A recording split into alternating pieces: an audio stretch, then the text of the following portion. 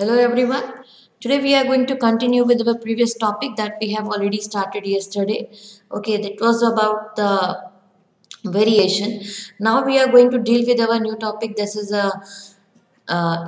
happening in the germinal cells only.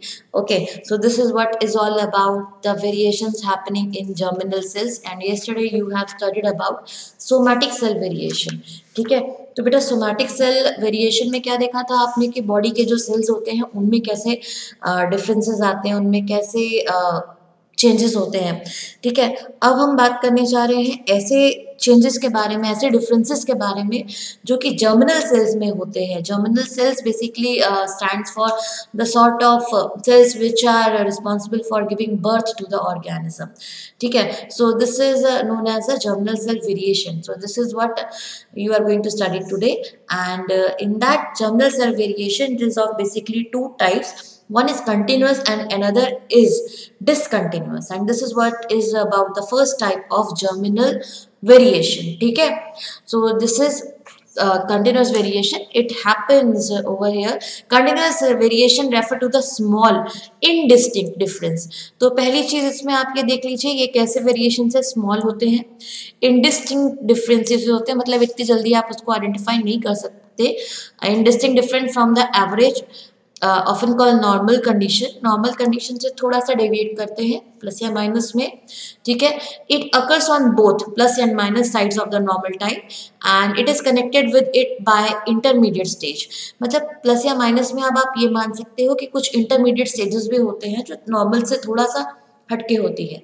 Hence it can be represented by smooth bell shaped curve. ठीक है, जैसे कि आप यहाँ पे देख सकते हो एग्जांपल हाइट के लिए दिया गया है 5 feet 5 feet 2 inch, 5 feet 4 inch, 5 feet 6 inch, 5 feet 8 inch. तो इसका जो एवरेज निकाला गया है वो मीन हाइट यहाँ पे दिया गया है और ये एक बेल शेप्ड कर्व दिया गया है इसको.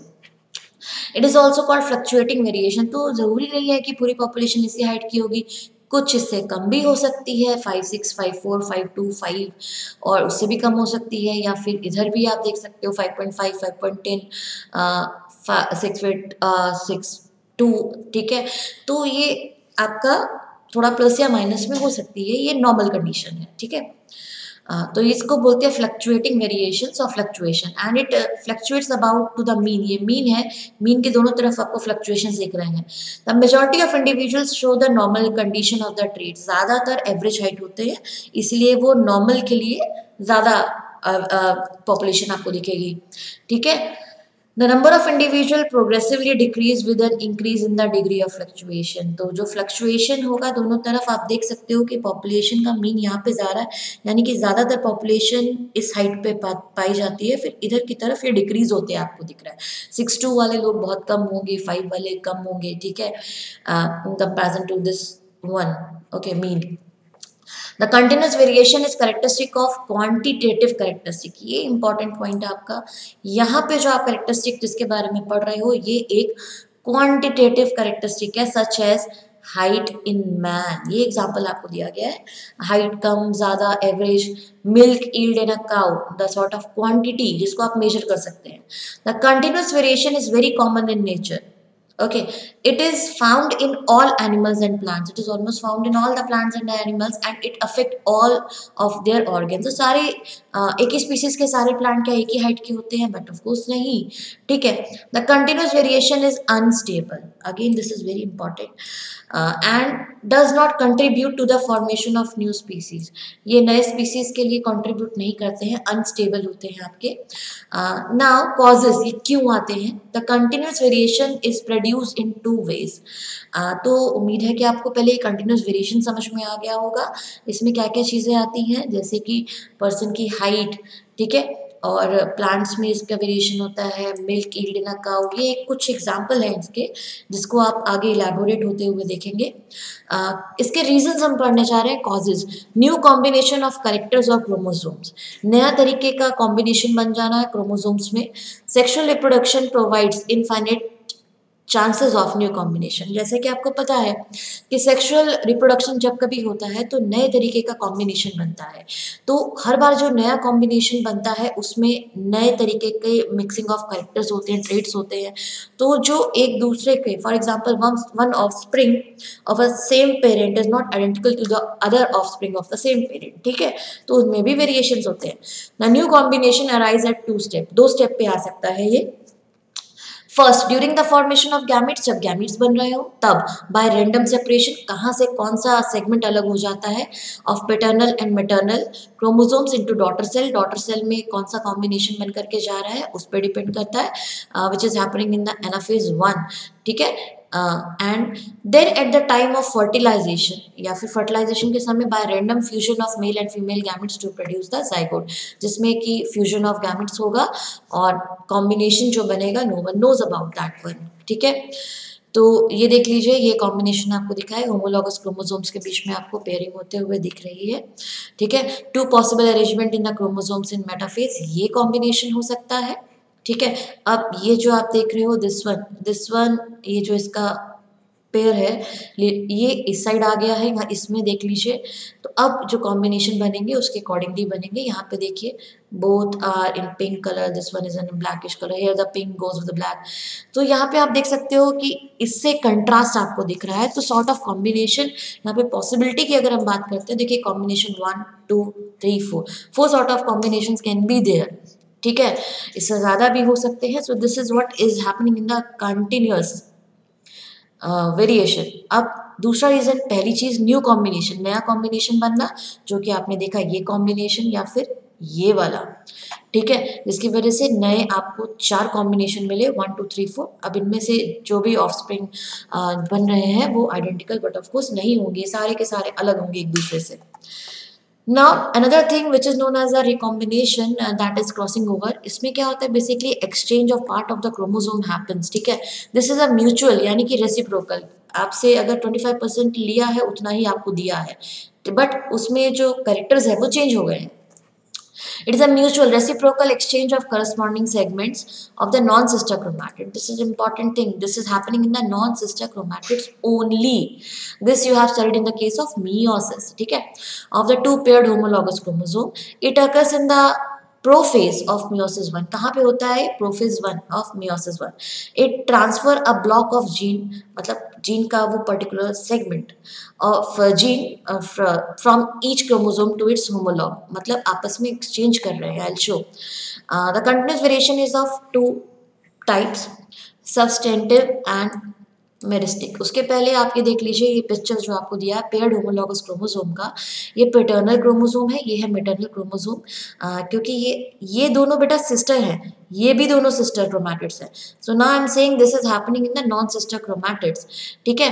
तो this one and this one, ये आपस में एक दूसरे के नॉन सिस्टर्स हैं, ये और ये भी नॉन सिस्टर है, मतलब ये पूरा क्रोमोसोम इस क्रोमोसोम के लिए नॉन सिस्टर टाइप है बट होमोलॉगस है, ठीक है। तो ये नॉन सिस्टर के बीच में देख लीजिए ये क्या हो रहा है, क्रॉसिंग ओवर हो रही है, it's happening in between these two, ठीक है। तो इसमें आप देखिए एक्सचेंज ऑफ सेगमेंट होगा, ये देख लीजिए ए बी सी कैप्स में, ए बी सी कैप्स में, या ए बी सी स्मॉल में, इधर भी ए बी सी स्मॉल में। ओके, लेट्स सी क्या होता है। अब इस कैप्स के ए के साथ में बी वाला सेगमेंट यहाँ देखिए, यहाँ this one these two got exchange with each other. यहाँ पे देख लीजिए सी रेगुलर है जैसा इसमें था, उसमें कुछ भी चेंज नहीं आया है, बट बी सेक्शन एक्सचेंज हो गया। तो बेटा इस बी वाले में यहाँ के कैरेक्टर्स इधर आ गए, यहाँ के इसके कैरेक्टर्स इधर चले गए, क्योंकि सेगमेंट एक्सचेंज हो गया है। Okay, so this is what is happening in the another case of recombination which you have seen in the second one। ये recombination का केस में ऐसा होता है, अनचेंज क्रोमैटिड्स ये देख लीजिए, ठीक है। Now we are going to study about the types of continuous variation. That is, first one is the substantive continuous variation and second is the meristic continuous variation. तो substantive में क्या होता है? This affect size. ये इस category में क्या क्या चीजें वेरी करेंगी? साइज वेरी करेगा, weight, shape and colour of an organism और its part. In other words it changes the character appearance of the organism. तो इसमें ऑर्गेनिज्म का अपेयरेंस चेंज होता हुआ आपको दिखता है, जैसे कि हाइट अलग अलग होती है, स्किन का कलर, स्किन में मेलेनिन का डिपोजिशन अलग अलग होता है, शेप ऑफ नोज पीपल में अलग अलग शेप होते हैं, आइज का शेप अलग, फिंगर का शेप अलग, फीट इन ह्यूमन बीइंग उसका भी चेंजेस होते हैं, अलग अलग पाए जाते हैं, डिफरेंसेस होते हैं। Milk yield in a dairy cattle, हर एक कैटल की जो मिल्क ईल्ड कैपेसिटी होती है वो एक सी तो नहीं होती है। एग प्रोडक्शन इन पोल्ट्री, तो वो भी अलग अलग कैपेबिलिटी है। Coat colour in rabbit and length of the body in earthworm, तो ये सारे के सारे किस में आते हैं, सब्सटेंटिव में। ठीक है, अब आप देख लीजिए मेरिस्टिक में क्या आता है। Meristic continuous variation, this variation involve change in the number. यहाँ पे बेटा जो इंपॉर्टेंट चीज है, नंबर चेंज होता है certain parts in an organism. Example, presence of 4 और 6 आर्म्स इन अ स्टारफिश। यूजुअली 5 आर्म्स होते हैं, बट अगर 4 है 6 है, उसका नंबर अगर चेंज हो रहा है तो वो मेरिस्टिक में जाएगा। ठीक है, और अगर colour contrast, height, skin colour, shape of nose ये सब है तो वो सब्सटेंटिव में जाएगा। ठीक है, variation in the number of segment 100 to 120 in earthworm, difference in the number of tentacles in hydra. तो ये नंबर में जो डिफरेंस आता है, ठीक है, वो सब आता है मेरिस्टिक में। प्रेजेंस ऑफ 6 सेपल्स और पेटल्स इन पेंटामेरस। पेंटामेरस क्या होता है, पेंटा मतलब होता है 5 पेटल वाले फ्लावर में अगर 6 पेटल्स पाई जाती हैं तो ये वेरिएशन क्या है, meristic. And number of grains in a wheat ear are meristic continuous variation in a plant. तो ये सारे कैसे हैं, जो काउंट कर सकते हैं आप, वो सारे मेरिस्टिक में चले जाते हैं। और ये आपके सब्सटेंटिव में क्या होता है, colour can can't be count. ठीक है, height and shape of nose, shape of nose अलग अलग होते हैं, तो आपको ये काउंटेबल नहीं है। ठीक है, सो इनहेरिटेंस की अगर हम बात करते हैं कंटिन्यूस वेरिएशन में, Darwin held that the continuous variation is inheritable and formed it the basis of his theory of organic evolution, namely natural selection, advanced in year 1859, however being unstable। ये कैसे है बेटा, आपको ये इंपॉर्टेंट पॉइंट है आपका, ये अनस्टेबल है, स्टेबल नहीं है जो एक बार आया अगली जनरेशन में मिलेगा। The continuous variation does not, for example if the skin colour of the mother is light and the father is dark, तो क्या पता अब स्किन कलर हो सकता है इंटरमीडिएट शेड आ जाए उनके ऑफस्प्रिंग में। ठीक है, तो इसलिए आप कह नहीं सकते हो कि इसमें ये स्टेबल है, ये अनस्टेबल है। The continuous variation does not contribute to evolution, और ये इवोल्यूशन के लिए कंट्रीब्यूट नहीं करते हैं। Importance, continuous variation is important in 2 ways. Continuous variation enable organism to adapt to their environment. इस वेरिएशन से ऑर्गेनिज्म में इन्वायरमेंट में बेटर सर्वाइवल की पॉसिबिलिटी बढ़ जाती है। इट में also make them better fitted for the struggle of existence, और struggle of existence यानी कि जो environment में वो struggle कर रहे होंगे वहाँ पे वो better suitable पाए जाएंगे।